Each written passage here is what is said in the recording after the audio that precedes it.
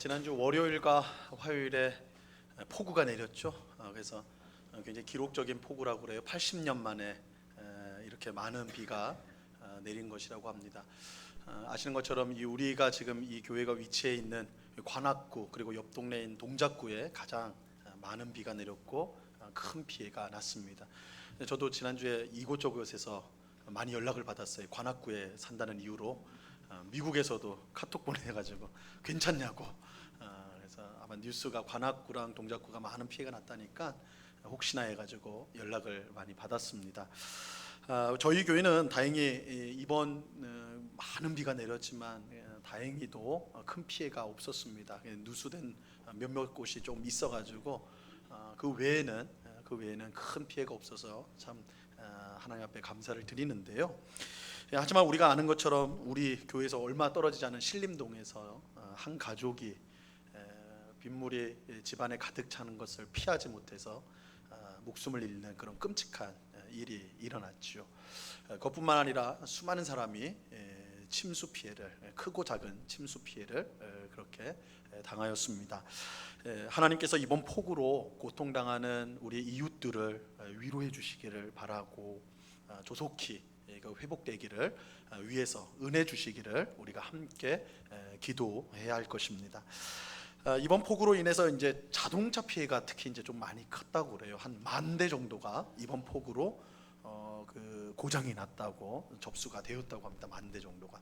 근데 제가 이제 관련해서 영상 하나를 봤는데 폭우가 내리는 그 장면을 이제 찍은 영상입니다. 근데 이제 그 물길이 막 계속 이제 길에 넘치는데 점점점 불어나는데 차들이 한 3-4대가 딱 나란히 가고 있는 거예요. 거기를 뚫고 가고 있는 겁니다. 딱 뚫고 가는데 갑자기 제일 앞에 가던 차가 멈춰는 거예요. 탁 멈춰버리는 거예요.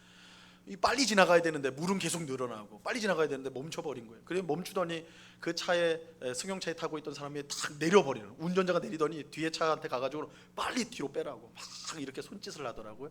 그래서 차들이 이제 이게 하여튼 빼라니까 뭐 하여튼 빼야 되겠다 해서 뺐는데 그 사이에 한 1-2분 정도 지났을까요? 그 첫 번째 차가 물에 휩쓸려가지고 두둥실 떠내려가더라고요. 제가 이게 떠내려가는데 아이들 물놀이 할 때 쓰는 튜브 있잖아요. 튜브가 물에 밀려가는 것처럼 자동차가 그렇게 두둥실 떠내려가더라고요. 처음 봤어요. 그래도 승용차가 한 1톤은 넘을 텐데 이 물이라는 게 얼마나 무서운지, 이 물이 불어나니까 그 무거운 자동차를 그냥 나뭇잎처럼 그냥 띄어서 보내더라고요. 순식간에 휩쓸려가는 것을 제가 영상으로 봤습니다. 근데 제가 그 영상을 보면서 이게 자동차가 급류에 휩쓸려서 두둥실 떠내려가는 그 영상을 보면서 한 가지 생각이 떠올랐어요. 제 머릿속에 한 가지 생각이 떠올랐습니다. 그것은 마치 이 급류에 휩쓸려 떠내려가는 이 자동차가 이 급류에 떠내려 세상의 급류에 떠내려가는 교회의, 오늘날의 교회의 모습과 비슷할 수 있겠구나. 교회의 모습이 저럴 수 있겠구나라는 생각을 해보았습니다. 이 많은 사람이 지적하는 것처럼 오늘날 교회, 지금의 교회는 분명 위기에 직면하고 있어요. 이 교회는 위기에 직면하고 있습니다. 교인의 숫자가 점점 감소하고 있어요. 점점 감소하고 있어요. 우리 이제 9월달 되면 각 교단마다 총회를 열어서 발표를 해요. 교인 수 발표를 하는데 이게 벌써 몇 년 전부터 감소세로 돌았어요. 계속 몇만 명씩, 몇십만 명씩 성도 수가 감소되고 있다는 보고를 매년 하고 있어요. 아마 다음 달에도 그런 보고가 틀림없이 나올 겁니다. 이 코로나는 이런 이 교인의 감소세에 기름을 부은 거와 같은 것, 기름을 부었어요. 주일학교가 없는 교회가 점점 더 늘어나고 있어요. 여러분, 교회에서 아이들이 막 떠드는 소리 들으면 시끄러워 그러지 마시고요. 그거 행복한 줄 알아야 돼요. 아이들의 소리가 없는 교회가 많아지고 있어. 대부분의 신학교는 지금 미달입니다. 우리 성도님들 잘 모르실 수도 있는데 지금 신학교회가 초비상이에요. 신학을 하겠다고, 목회를 하겠다고 하는 젊은이들이 없어지고 있어요. 미달이에요. 모든 예외 없이 모든 신학교가 미달이에요. 대한민국 20대 청년 중 10명 중에 1명만 교회를 다니고 있다는 통계가 나왔어요. 10명 중 1명. 그러니까 20대 중에 10명을 붙잡아 놓으면 그 중에 교회 다니는 청년은 딱 1명이라는 거. 10%가 안 돼. 10%가. 놀랍죠. 한국 교회에 대한 이 사회의 인식, 사회 인식, 교회를 바라보는 사회 인식도 점점 더 악화되고 있어. 교회를 더 이상 신뢰하지 않아요. 그래서 교회에 대한 신뢰도가 완전히 바닥에 떨어졌죠. 더 이상 한국 사회에서 성도와 교회는 믿을 대상이 아니에요. 믿음을 보내주는 대상이, 믿을 만한 대상이 아니라는 통계가 나오고 있어요. 분명 한국 교회는 위기입니다. 위기예요.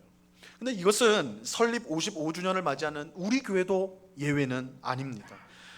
우리가 한국 교회 안에 있기 때문에 한국 교회 위기는 곧 우리의 위기예요. 우리도 똑같은 그 위기에 직면하고 있습니다. 교회는 세상의 급류에 휩쓸려 길을 잃고 방황하고 있는 모습입니다. 자, 그렇다면 우리는 이런 위기를 어떻게 극복할 수가 있을까요? 우리는 이 위기를 어떻게 극복할 수 있을까요? 이러한 주제로 오늘 말씀을 살펴보는 것은 설립 55주년을 맞이하는 우리 교회에 있어서 의미가 있다는 생각이 듭니다. 우리가 직면한 위기를 함께 인식하고 그것을 이길 수 있는, 그걸 극복할 수 있는 방법을 하나님으로부터 듣는 것 꼭 필요한 일이라고 생각합니다. 자, 오늘 우리가 읽은 본문은 오늘 우리처럼 위기에 직면한 이스라엘 백성에게 하나님이 주신 말씀입니다. 오늘 우리가 예레미야서를 읽었는데 예레미야 선지자가 활동하던 당시는 이스라엘 민족이 그야말로 안과 밖으로 총체적인 위기에 있었던 시기였습니다. 그 시기에 예레미야 선지자가 활동했어요. 안으로는 온갖 우상 숭배가 성행을 했어요. 이스라엘 백성은 하나님 믿는 백성 아닙니까? 그런데 망하려고 하니까 다 백성들이 하나님 외에 우상을 섬기기 시작해요. 온갖 우상을, 길거리에 온갖 우상들을 섬기는 사람들로 가득했어요. 그리고 권력이 있는 사람이 연약한 사람들을 짓누르고 압제하고 빼앗고 훔치고 때리는 그러한 사회적 불의가 점점 더 가득 차게 됐어요. 그러니까 이스라엘 내부 안에 종교적인 타락과 사회적인 타락, 이게 가득했어요. 근데 밖으로는 바벨론 제국이 막 세력을 넓혀가고 있었어요. 그래서 금방이라도 이스라엘을 삼킬 것처럼 그렇게 위협하는 상황이었습니다. 그야말로 이스라엘은 절체절명의 위기 가운데 있었습니다. 하나님은 나라가 멸망하는 이 절체절명의 위기 앞에 놓인 이스라엘 백성에게 어떻게 해야 위기를 극복하고 다시 살아날 수 있는지를 오늘 본문을 통해 가르쳐 주셨습니다. 자, 오늘 본문 16절 말씀을 보시기 바랍니다. 오늘 본문 16절 말씀, 우리 이 말씀을 다 같이 읽도록 합니다. 같이 읽습니다. 시작. 여호와께서 이와 같이 말씀하시되 너희는 길에 서서 보며 옛적 길 곧 선한 길이 어디인지 알아보고 그리로 가라. 너희 심령이 평강을 얻으리라 하나 그들의 대답이 우리는 그리로 가지 않겠노라 하였으며. 여러분, 우리는 보통 위기를 만나면 어떻게 합니까? 무엇을 찾습니까? 이 위기를 극복할 수 있는 뭔가 새로운, 이전까지 없었던 뭔가 새롭고 획기적인 그런 길과 방법을 찾는 것이 보통이죠. 하지만 하나님께서 내놓은 대답은요 전혀 다릅니다. 하나님이 내놓은 대답은 전혀 달라요. 하나님은 위기를 극복할 새로운 길이나 방법을 말씀하지 않으셨습니다. 오히려 하나님은 옛적 길을 찾으라고 말씀하십니다. 옛적 길을 찾으라고 말씀합니다. 옛적 길이 뭐예요? 오래전 이스라엘 백성이 이미 걸었던 그 길, 이스라엘 백성이 이미 했던 방법을 말하는 거예요. 이러한 하나님의 말씀은, 그 옛적 길을 찾으라라는 이 하나님의 말씀은 새로움이 우상이 된 현대에 사는 우리에게는 매우 생소합니다. 여러분, 현대의 우상이 뭡니까? 많이 있죠. 돈도 우상이고 많지만 새로움이 우상이에요. 새로운 거. 여러분, 우리는 언젠가부터 새로운 걸 찾기 시작했어요. 옛날 것은 그저 세월이 오래되어서 옛날 것이다 말하지 않고, 옛날 것은 부족한 거예요. 수준이 못 미치는 거예요. 새 것은 더 좋은 거예요. 새 것은 선한 거예요. 그렇게 생각하게 되었습니다. 자, 이것을 우리는 진화론적 생각이라고 말을 하는데, 여러분, 진화론이라는 것은 생물을 표현할 때만 쓰는 말이 아니라, 생물에서만 사용되는 것이 아니라 이 사회의 모든 현상을 설명할 때도 이 진화론이 사용이 됩니다. 여러분, 진화론적으로 보면 새 것이 가장 좋은 거예요. 그죠? 진화라는 게 뭐예요? 앞으로 계속 나간다는 거 아니에요. 그러니까 진화론으로 생각하면 계속 나오는 것이 제일 좋은 거예요. 여러분 핸드폰만 해도 작년에 나온 것보다 올해 나온 게 좋은 거잖아요, 그죠? 계속 바꾸게 하는 거 아닙니까? 매년 똑같을 때 지금 이제 9월 달 되면 또 새로운 핸드폰들이 막 쏟아져 나온다고요. 그거 작년에 했던 거 그거 구식이니까, 그 성능이 모자란 거니까 이제 새 걸로 해라, 새 걸로 해라, 이거 아닙니까, 그죠? 우린 그걸 받아들인다고요. 이 진화론적인 생각이에요. 계속 나가면 계속 새 거, 새로운 것은 좋다라는 거예요. 하지만 이렇게 새로움을 최고로 여기는 이 진화론적 생각은요, 큰 맹점을 갖고 있어요. 그 안에 큰 맹점을 갖고 있습니다. 그것은 사람의 죄성을 고려하지 않는다는 거예요. 사람의 죄성. 진화론적 생각은 사람의 죄성을 무시하기 때문에 잘못된 결과를 가져오는 경우가 적지 않습니다. 가령 여러분 과학이 발전해 가지고요, 우리가 원자력을 사용하기 시작했어요. 원자력. 이거 예전에는 이거 생각도 못 했는데 과학 기술이 막 발달하니까 원자력 기술을 발달했어요. 그래서 지금 우리나라에도 원자력 발전소들이 있어 가지고 엄청난 양의 전기를 이 원자력 발전을 통해서 우리가 얻지 않습니까? 그죠? 이건 뭐 이전 시대에 과학이 발전하지 못했던 시대에 상상도 할 수 없는 일이에요. 하지만 사람은 이 원자력을 가지고 발전소만 만든 게 아니에요. 또 뭘 만들었어요? 폭탄을 만들었죠. 원자폭탄을 만들었어요. 그래서 우리가 잘 아는 것처럼 제2차 세계대전 때 미군이 일본 히로시마에 원자폭탄을 떨어뜨리죠. 그 결과 폭탄이 떨어지고요, 반경 수킬로 내가 그야말로 다 허벌판이 돼버렸어요. 그 안에 살던 수십만의 사람들이 일시에 사라져버렸어요. 엄청난 가공할 만한 살인사건이 일어난 거죠. 이건 상상할 수 없는 일들이 일어나게 된 거예요. 그러니까 이 원자력이라는 엄청난 힘을 가지고 그건 발전소만 만드는 게 사람이 아니라 사람은 그걸 가지고 폭탄을 만들어요. 지금도 수많은 과학자는요, 인류의 최고의 적, 인류 최고의 적은 여러분 인류 최고의 적은 뭐예요? 코로나 아닌가? 아니에요. 인류의 최고의 적은, 많은 과학자들이 뭐라고 하냐면 인류의 최고의 적은 인류 그 자신이다 그래요. 인류라는 거예요. 인류. 우리가 우리의 가장 큰 적이라는 거예요. 이것은 지구를 수만 번 파괴할 수 있는 핵폭탄이 지구상에 존재한다는 것으로 충분히 증명이 돼요. 여러분 이 지구상에 지금 핵폭탄이 수만 개가 있대요. 그거 다 터뜨리면 지구를 몇만 번이나 없애버릴 수가 있다는 거예요. 그걸 갖고 우리가 지금 살아가고 있어요. 사람의 죄성은 새로움이 최고라는 생각을 무너뜨려요. 새 것이 좋은 게 아니에요. 사람의 죄성은 인류가 계속해서 발전하고 있다고 생각하는 것이 얼마나 순진한 생각인가, 그것을 깨닫도록 만들어줘요. 이런 점에서 위기의 해결은 어떤 새로운 길이나 새로운 방법만으로 찾을 수 있는 게 아니에요. 오히려 우리는 오늘 예레미야 선지자를 통해 주신 하나님의 말씀에 귀를 기울일 필요가 있어요. 하나님은 우리에게 새로운 길을 찾으라고 하지 않고 옛적 길을 찾으라고 말씀하세요. 우리에게 옛적 길, 옛날 길을 찾으라는 거예요. 사실 2000년 교회 역사상 가장 위대한 사건이라고 할 수 있는 이 종교개혁, 이 종교개혁 사건이 바로 이 예레미야를 통하여 주신 하나님의 말씀, 옛적 길로 가라는 그 하나님의 말씀에 순종한 결과입니다.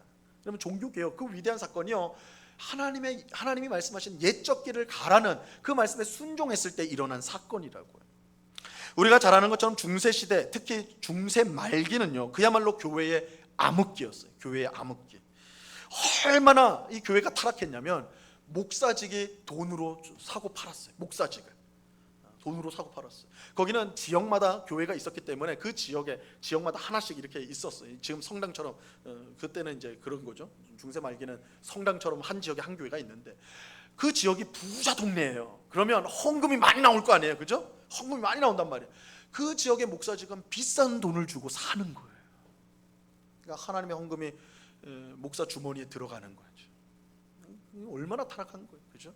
교회 안에는요 온갖 미신으로 가득 찼어요. 온갖 미신으로, 그죠? 성물, 또 그림, 뭐 이런 것들로 하나님을 숭배한다. 십자가의 피가 아직도 흐르고 있다. 마리아가 눈물을 흘리고 있다. 뭐 이런 식의 온갖 미신들이 교회 안에 가득 차게 되었어요. 성직자와 목사와 성도의 타락이 크게 달했어요. 그게 중세시대 말기였어요. 그래서 이때 이제 종교개혁자들이 일어나 교회를 새롭게 하였는데 그것이 이제 종교개혁입니다. 그런데 이때 종교개혁자들이 위기에 빠진 교회에 제시한 해결책은요, 이전에 없었던 새로운 길을 제시한 게 아니었어요. 오히려 그들이 외친 구호는, 종교개혁자들이 외친 구호는 처음으로 돌아가자였어요.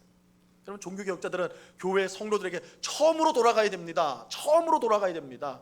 오늘 말씀으로 하지만 우리는 옛적 길로 가야 됩니다. 그 처음이 어디예요? 돌아가야 될 처음이 어디예요? 초대교회. 성경이 말씀하고 있는 초대교회로 우리는 돌아가야 된다, 그렇게 주장했어요. 종교개혁자들은 새로운 시대에 맞는 새로운 교회를 세워야 된다고 주장하지 않았습니다. 옛 교회를 다 무너뜨리고 우리 새로운 교회를 지읍시다, 이렇게 주장하지 않았습니다. 오히려 종교개혁자들은 예레미야 선지자를 통해 주신 하나님의 말씀처럼 옛적 길을 찾았어요. 옛적 길, 새로운 길이 아니라, 새로운 교회가 아니라 예전에 하나님이 세웠었던 교회의 원래 모습으로 돌아가자, 옛적 길을 그들은 찾았어요. 그들은 초대교회로 돌아가는 것만이 타락한 중세교회를 개혁하는 가장 선한 길임을 확신하였던 것입니다. 자, 그렇다면 하나님께서 말씀하신 이 옛적 길은 어떤 길일까요? 이 옛적 길은 하나님께서 출애굽한 이스라엘 백성을 가나안 땅으로 이끄신 길이라 할 수 있어요. 그 길에 대해서 신명기 8장 6절은 이렇게 말씀하고 있습니다. 우리 이 말씀 다 같이 읽어봅니다. 시작. 내 하나님 여호와의 명령을 지켜 그의 길을 따라가며 그를 경외할지니라. 이 말씀을 통해 알 수 있는 것은 출애굽한 이스라엘 백성들이 간 길은 어떤 길이에요? 그의 길이요, 그의 길. 여기서 그는 누구를 말해요? 하나님이에요. 하나님의 길이에요. 그러니까 이스라엘 백성들이 출애굽하여서 애굽을 빠져나와서 가나안 땅으로 가는데, 광야길 40년을 걸어가는데 그 길은 실상은 하나님이 이끄시는 길, 하나님의 길이었다는 거예요. 하나님의 길. 옛적 길은요, 하나님의 길이에요. 옛적 길은 하나님의 길이에요. 그렇기에 옛적 길은 세월이 흐른다고 해서 없어지는 그런 길이 아닙니다. 그저 오래되고 퇴보하는, 사라지는 그런 교회가 아니라는 거예요. 영원하신 하나님의 길이기 때문에 옛적 길 또한 영원한 길이 되는 거예요. 영원한 길이에요. 자, 그러면 옛적 길을 어떻게 갈 수 있을까? 내 하나님 여호와의 명령을 지켜 그의 길을 따라가며 그를 경외할지니라, 이렇게 말씀하고 있어요. 이 옛적 길을 간다는 것은 하나님의 명령을 지키는 것이고, 또한 그를, 여호와를 경외하는 것이다, 이렇게 설명하고 있어요. 옛적 길을 가는 건 뭐예요? 하나님의 말씀에, 명령을 지키는 것이고 그를 경외하는 거예요. 그를 경외하는 거. 이것이 옛적 길의 핵심이에요. 옛적 길의 핵심. 우리는 어떻게 옛적 길로 갈 수 있습니까? 하나님의 명령을 순종하고 그를 경외함을 통해서입니다. 그런데 하나님의 명령을 순종한다는 것은 하나님의 말씀을 듣고 순종하는 것이고, 또 그를 경외한다는 것은 하나님 앞에서 겸손히 기도하는 것을 뜻하는 거예요. 자, 이렇게 보면 옛적 길이란, 쉽게 말하면요, 오늘 우리식으로 말하면 옛적 길은 곧 뭐예요? 말씀과 기도의 길이에요. 여러분, 옛적 길은 말씀과 기도의 길입니다. 제가 이렇게 말하면 혹 그거 너무 시시한 거 아닌가? 이런 생각이 드시는 분이 혹 계실지 모르겠어요. 아니, 지금 한국교회가 위기에 처했다고, 정말 저 위기에 처했다고 이렇게 말씀하면서, 아니 고작 그 옛적 길이라는 게, 그것을 해결할 수 있는 옛적 길이라는 게 고작 말씀과 기도, 우리가 늘 흔히 알고 있는, 우리가 늘 들어서 알고 있는 그런 거란 말입니까? 뭔가 좀 새롭고 뭔가 좀 더 획기적인 그런 거야 마땅한 거 아닙니까? 이렇게 생각하는 분이 혹 계실지 모르겠어요. 그런데요, 그런 반응, 이거 너무 시시한 거 아닙니까? 뻔한 거 아닙니까? 그런 반응은요, 전혀 이상한 건 아니에요. 왜냐하면 옛적 길로 돌아가라는 하나님의 말씀을 처음 들은 이스라엘 백성들이 그런 반응을 보였기 때문에 그래요. 오늘 본문 16절 하반절에 보면 옛적 길로 가라는 하나님의 말씀에 대해서 이스라엘 백성이 뭐라고 한 줄 알아요? 뭐라고 답한 줄 아십니까? 우리는 그리로 가지 않겠습니다. 하나님이요, 너희 옛적 길을 찾아서 가야 돼. 그래야지 너희가 살아. 이렇게 말씀하니까 이스라엘 백성이 뭐라고 그래요? 우리는 그리로 가지 않겠습니다. 안 가겠대요. 안 가겠다고 말을 했어요. 왜 그럴까요? 아마도 그들은 이렇게 말을 했을 거예요. 하나님이 지금 말씀하는 그 옛적 길, 말씀과 기도의 길은 우리가 너무 뻔하게 아는, 우리가 지금까지 익숙했던 그런 뻔한 길 아닙니까? 우리가 그 길을 예전에 다 걸어봤잖아요. 우리 다 그 길로 왔잖아요. 근데 지금 이 위기는, 이런 총체적 위기는 그런 걸로 안 되는 거 아닙니까? 뭔가 새로운 길, 획기적인 길, 뭔가 대단한 이전까지 우리가 경험해 보지 못한 그런 길을 제시해 줘야지 우리가 그 길을 따를 거 아닙니까? 우린 옛적 길로는 못 갑니다. 그거 뻔한데, 그거 너무 익숙한데 우리 그 길 못 갑니다. 그렇게 대답했을까요? 하지만 하나님은 아니라고 하세요. 너 아니야. 위기에서 빠져나와 우리를 살릴 수 있는 길은 옛적 길, 우리가 너무나 뻔하다고 생각하는 말씀과 기도의 길밖에는 없다라고 하나님은 말씀하십니다.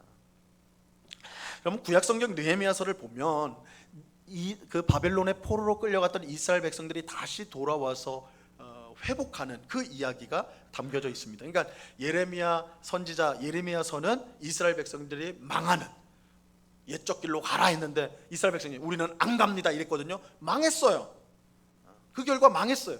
그 망한 백성들이 다시 하나님의 은혜로 다시 돌아와서 이스라엘 공동체로 다시 예루살렘으로 돌아왔단 말이에요. 그때 그들이 어떻게 회복하는가?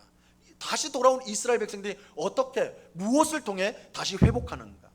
바로 말씀과 기도를 통해서 회복이 돼요. 말씀과 기도, 옛적 길을 통해서 회복이 된다고요. 모든 백성이, 느헤미야서를 보면 모든 백성이 수문 앞 광장에 다 모여가지고 제사장 에스라가 읽어주는 율법의 말씀을 듣고 통곡하며 웁니다. 하나님의 말씀을 들어요. 그리고 우리가 이제부터는 하나님의 말씀에 순종하겠습니다, 이렇게 말을 해요. 또 한날을 정하여 다 함께 모여가지고 금식하며 철저하게 회개 기도를 하였어. 회개 기도를 하였어. 여러분, 망했던 이스라엘이 다시 살아날 수 있었던 것, 느헤미야서에서 다시 이스라엘 백성들이 회복할 수 있었던 것은 옛적 길, 말씀과 기도의 길로 그들이 들어갔기 때문에 그래요. 그들은 그 길로 들어가지 않아서 망했는데 그 길로 들어가서 다시 회복할 수가 있었던 것입니다. 이것은 교회 역사를 통해서도 알 수가 있습니다. 여러분, 교회 역사 2000년을 돌아보면 위기에 빠진 교회가 다시 회복되고 살아나는 경우는 그 교회가, 그 성도들이 옛적 길을 찾을 때였어. 옛적 길을 찾을 때였어. 말씀과 기도의 길을 갈 때였습니다. 그 엄청난 핍박 속에서도 초대교회가 견디고 부흥할 수 있었던 비결은 다른 데 있지 않습니다. 초대교회는 말씀과 기도라는 옛적 길을 끝까지 걸어갔어요. 그 길로 나아갔습니다. 중세 말기 교회가 거의 죽어갈 때 그 교회를 소생시킬 수 있었던 것도 종교 개혁자들이 말씀과 기도라는 옛적 길을 그들이 찾고 걸었기 때문입니다. 이 교회 역사는 말씀과 기도의 옛적 길이야말로 위기에 처한 교회를 살리는 유일한 길이라는 것을 우리에게 말씀해 주고 있습니다. 하나님은 위기에 처한 한국교회와 또 그 속에 있는 우리를 향해서 오늘도 똑같이 말씀하세요. 옛적 길, 선한 길이 어디인지를 알아보고 거기로 들어가 걸으라는 거예요. 하나님은 우리에게 새로운 길을 찾으라고 하지 않습니다. 뭔가 좀 짜릿한 그런 방법을 구하라고 말씀하지 않습니다. 너무나 뻔하고 익숙한 길, 너무나 뻔하죠.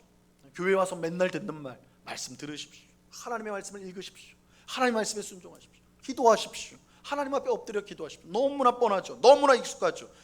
하지만 그 길이 우리가 걸어가야 될 영원한 길이고, 또한 말씀과 기도의 길인 옛적 길이라고 말씀하시는 것입니다. 그것만이, 그 길을 가는 것만이 위기에서 우리를 살릴 유일한 길이 되는 것입니다.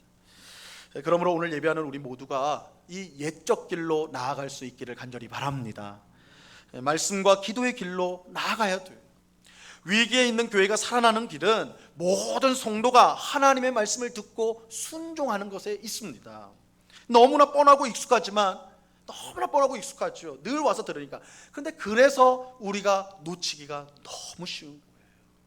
우리가 놓치기가 쉽습니다. 여러분, 지난 한 주 동안 여러분 성경을 얼마나 읽으셨습니까?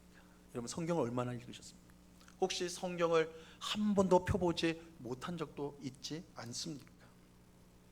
여러분, 설교 말씀을 들을 때 하나님의 말씀으로 들으셨습니까? 저는 지금 설교를 들었느냐, 이 말씀을, 이것을 여쭌 게 아니에요. 설교를 하나님의 말씀으로 들으셨냐를 물은 겁니다. 우리는 하나님의 말씀이 중요하다는 걸 다 알고 있어요. 하나님의 말씀을 듣고 순종하는 것이 복된 길임을, 복받는 길임을 다 알고 있습니다. 하지만 그런데도 우리는 성경을 읽지 않아요. 설교를 건성으로 들어요. 이것이 너무나 뻔하고 익숙한 옛적 길이기 때문에 그래요. 하지만 이 옛적 길만이 우리를 살리는 길이에요. 이 옛적 길 외에 우리가 회복할 수 있는 길은 없습니다. 기도는 어떻습니까? 많은 성도가 식사 기도 외에 기도 시간을 따로 갖지 못하는 것이, 그런 경우가 얼마나 많은지 모릅니다. 물론 바빠서 그렇죠. 바빠서 집안에 일이 쌓여 있습니다. 자녀들은 우리를 가만두지 않아요. 회사의 일들은 야근을 해도 해결되지가 않아요. 끝이 안 보입니다. 하지만 아무리 바빠도 우리가 밥은 먹어요. 아무리 바빠도 잠은 자요. 기도도 마찬가지예요. 어떤 사람은 기도를 우리의 영적인 호흡이라고 말을 했어요. 영적인 호흡. 여러분, 어떤 사람도요 5분 이상 호흡하지 않으면 살 수 없습니다. 5분 동안 숨 안 쉬면 죽어요. 그죠? 기도가 우리의 호흡이라면 우리 대부분은 이미 영적으로 죽어가고 있다고 해도 과언은 아닐 거예요.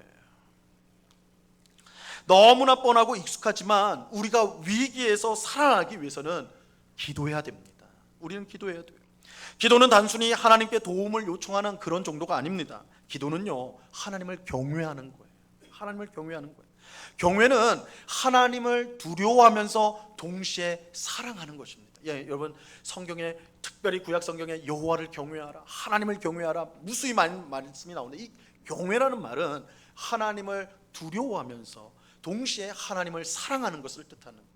이게 굉장히 상반된 것 같지만 그 의미가 함께 들어가 있어요. 그래서 이것을 가장 이해하기 쉽게 예수님께서 설명을 해주셨어요. 주기도에 보시면 이 기도를 통해서 가르쳐 주신대. 주기도의 시작이 무엇입니까? 예수님께서 하나님을 우리 어떻게 부르라고 말하고 있어요? 하늘에 계신 우리 아버지요. 그렇죠? 하늘에 계신 우리 아버지. 여러분, 하나님은 어떤 분이에요? 하늘에 계신 분이에요. 우리는 이 땅에 있어요. 그건 무슨 소리예요? 하나님은 두려운 분이에요. 감히 이 땅에 살아가는 우리가 하늘에 계신 하나님, 그 하나님을 이해할 수도, 그가 하시는 일을 깨달을 수도 없는, 그래서 우리가 두려워해야 마땅한 분이 하나님이란 분, 그가 하나님이라는 거예요. 그래서 하늘에 계신 하나님이라고 말을 하는 거예요. 그런데 동시에 그 두려우신 하나님은 어떤 하나님이에요? 우리 아버지가 되세요. 우리 아버지가 되세요. 그래서 우리가 그 아버지이신 하나님 앞에 우리의 모든 소원을 아릴 수 있는, 마음껏 아릴 수 있는, 우리를 사랑하시고 우리의 기도에 응답해 주시는 그런 분이라는 거예요. 여러분, 이게 경외예요. 경외. 예수님께서 기가 막힌 말로 요약을 하셨어요. 경외는 뭐예요? 하늘에 계신 우리 아버지로서 하나님을 아는 거예요.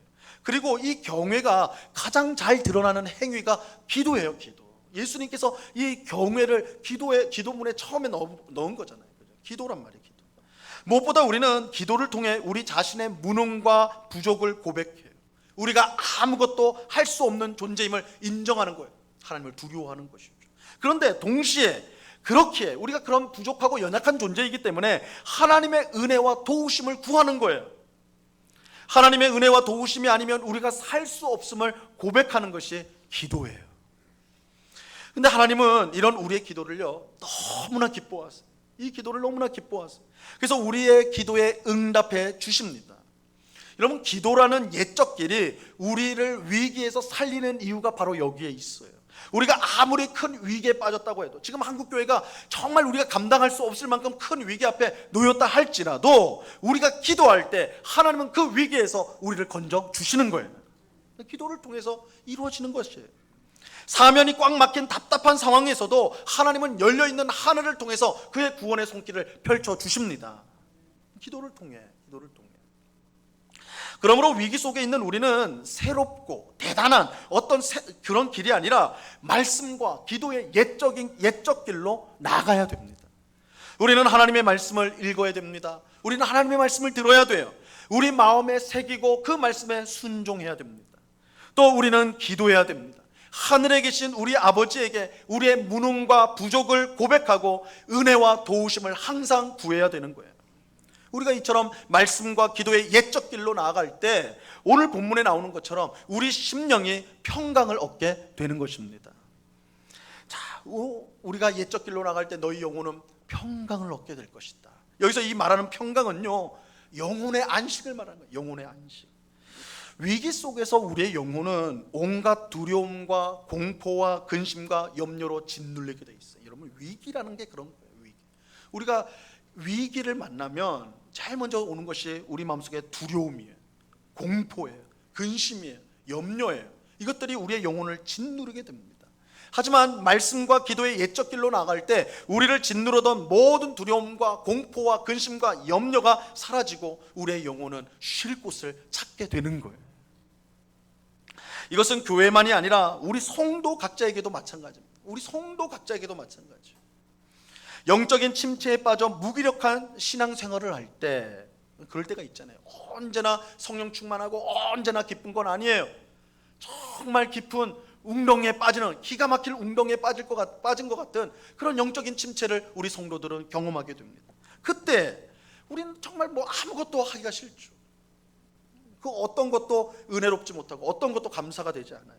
그렇게 할 때 우리는 어떻게 그런 상황에서, 영적인 침체에서 벗어날 수가 있을까요? 우리는 옛적 길을 찾아야 돼요. 이 경우도 마찬가지예요. 옛적 길을 찾아야 돼요. 말씀과 기도의 길로 나아가야 돼요. 너무나 뻔하고 익숙하지만 그 뻔하고 익숙한 옛적 길, 우리가 이미 이전에 많은 은혜를 경험했던 그 옛적 길이 지금 영적 침체에 빠진 우리를 구할 수 있는 유일한 길이 되는 것입니다. 그러므로 하나님의 말씀을 읽고 듣는 자리로 우리는 나와야 됩니다. 기도의 자리로 우리는 나와야 돼요. 옛적 길을 찾았으면 그 안으로 들어가 힘차게 그 길로 나아가야 하는 것입니다. 그럴 때 광야처럼 척박했던 땅이요 점점 더 젖과 꿀이 흐르는 가나안 땅으로 변하는 것을 경험하게 되는 것입니다. 옛적 길을 끝까지 걸어가는 사람들은 반드시 이 은혜를 받게 되어 있습니다. 오늘은 우리 교회, 은곡교회 설립 55주년을 우리가 기념하고 감사를 드리는 날입니다. 지난 55년을 인도해 주시고 지켜주신 하나님께 감사를 드립니다. 앞으로도 우리 하나님은 우리 교회를 지켜주시고 또한 신실하게 인도해 주실 것입니다. 하지만 우리가 해야 될 일이 있어요. 우리가 해야 될 일이 있어요. 옛적 길을 우리는 찾아가야 됩니다. 옛적 길을 찾아가야 돼요. 너무나 뻔하고 익숙한 길, 우리가 어렸을 때부터 들었던 길, 우리가 어렸을 때부터 걸었던 그 길, 그러나 어느샌가 잃어버린 길, 어느샌가 무시하고 있는 그 길, 그 옛적 길, 말씀과 기도의 길을 우리는 찾고 그 길로 들어가 그 길을 걸어가야 하는 것입니다. 우리는 이 익숙하고 뻔한 그 길이 우리가 가야 될 유일한 길임을 믿어야 돼요. 그리고 그 길로 나아갈 때 우리에게 밀려드는 수많은 고난과 위기 속에서 오히려 더 큰 은혜를 경험하며 또한 교회를 든든하게 세워가는 것을 우리는 경험하게 될 것입니다. 우리 성도와 교회가 언제나 옛적 길을 따라 걸어간다면 이스라엘 백성이 광야를 지나 젖과 꿀이 흐르는 가나안 땅에 이른 것처럼 험난한 세상을 지나 영광스러운 하나님 나라에 들어가게 될 것입니다. 여러분, 이 옛적 길이 하나님 나라로 가는 길이에요. 말씀과 기도의 길 외에는 영광스러운 하나님 나라로 들어가는 길이 없습니다. 우리가 가야 될 유일한 길이 옛적 길이에요. 이 사실을 오늘도 우리가 분명히 믿고 옛적 길, 이 말씀과 기도의 길을 힘차게 걸어가는 오늘 우리 모두가 될 수 있기를 간절히 바랍니다. 옛적 길로 힘있게 전진해가는, 그래서 분명 지금 위기예요. 분명 위기입니다. 한국교회도 위기고 그 안에 있는 우리도 위기예요. 그러나 이 위기 속에서 옛적 길을 우리가 신실하게 걸어갈 때 하나님은 그 위기를 통해 오히려 우리에게 부흥을 주시고 우리를 흥왕케 하시는, 놀랍게 하나님이 사용하시는 그런 역사가 일어나게 될 줄로 믿습니다. 이것을 확신하면서 오늘도 그 옛적 길, 말씀의 길, 기도의 길로 힘차게 걸어나가는, 홀로 가는 게 아니라 옆에 있는 성도와 함께 손잡고 나아가는 우리 모든 은곡교회 성도 또한 우리 은곡교회가 될 수 있기를 우리 주님의 이름으로 간절히 축원합니다. 기도하겠습니다. 하나님 아버지 감사합니다. 주님께서 오늘 우리에게, 위기 가운데 있는 우리에게 옛적 길로 가라고 말씀합니다.